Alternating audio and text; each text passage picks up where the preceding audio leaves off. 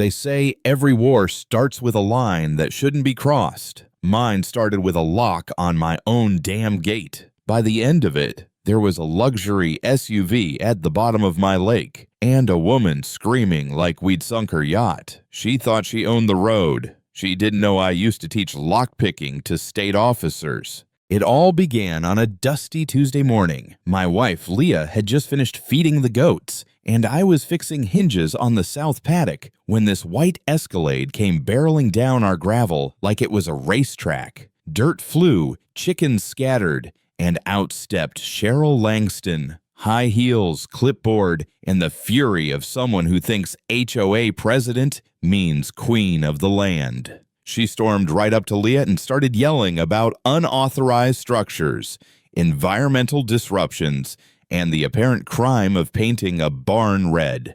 We're not even in her HOA. Never were.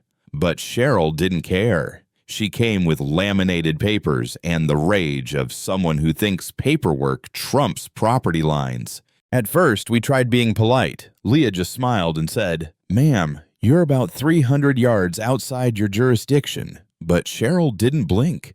Instead, she doubled down, threatened fines, legal action, and even claimed our tractor violated some community harmony clause. That's when I stepped in and said, "Harmony? This is a ranch. Our harmony's diesel and cowbells."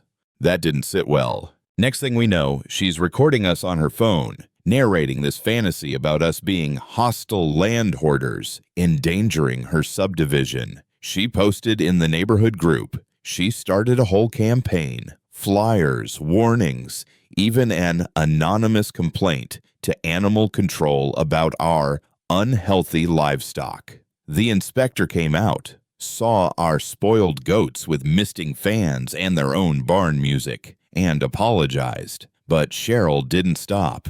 Couple days later, I came home to find our gate wide open, our no trespassing sign gone, and one of our calves grazing near the road. We checked the footage. There she was in broad daylight, snipping the lock like it was hers. When Leah confronted her, Cheryl said she was doing a visual inspection for the HOA's aesthetics committee. Then came the kicker. One morning, we woke up and our north fence, the one keeping in our cattle, was gone, replaced with a flimsy white vinyl thing that wouldn't stop a squirrel. Left behind was a note stapled to a post that read, "Installed for community safety and HOA compliance." That was it. I wasn't about to let some clipboard tyrant rewrite the boundaries of my land. We called the sheriff. He sighed before we even finished the story. "Cheryl again?" he asked. Turns out she'd tried similar stunts with 2 other properties, but we were the biggest target. Prime pasture land next to a subdivision she wanted to swallow whole.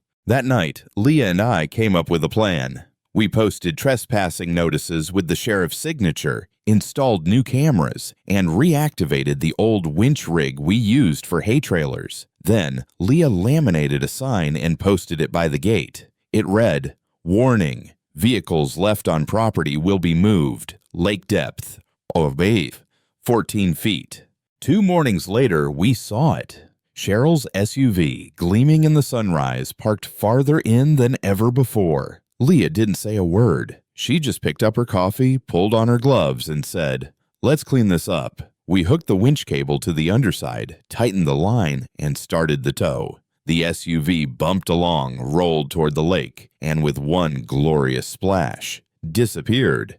Nose first, slow and dramatic like it knew it had crossed the wrong line. Right on cue, Cheryl showed up. Different car this time. She came running, screaming about federal crimes, threatening to sue us into next year. Leah calmly played a recording of Cheryl saying, "I'll park wherever I want. It's my view rights." When Cheryl slapped the phone out of Leah's hand, I called Deputy Marks. He arrived, took one look, and said, "Guess her view rights didn't include flotation devices." Then the twist. Turns out Cheryl had been secretly pitching a proposal to annex our ranch into her HOA at the county zoning office. All those fake citations, all the inspections, part of her paper trail to claim our land wasn't safe and therefore needed oversight. But thanks to a nosy neighbor with a conscience, we got our hands on the meeting minutes and exposed everything. In the next HOA board meeting, her own members voted her out,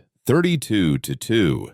She screamed conspiracy, stormed out, then came back 2 days later to serve us with a fake lawsuit. Literally printed off Google Docs, typos and all. The final nail came from the local news. After our story aired, complete with video of the SUV sinking, she became a national joke. Even the HOA banned her from meetings. We haven't seen her since, though once in a while we find fresh tire marks near the lake. I just smile and check the winch cable, because some people don't learn until they sink. So, was that justice or just revenge?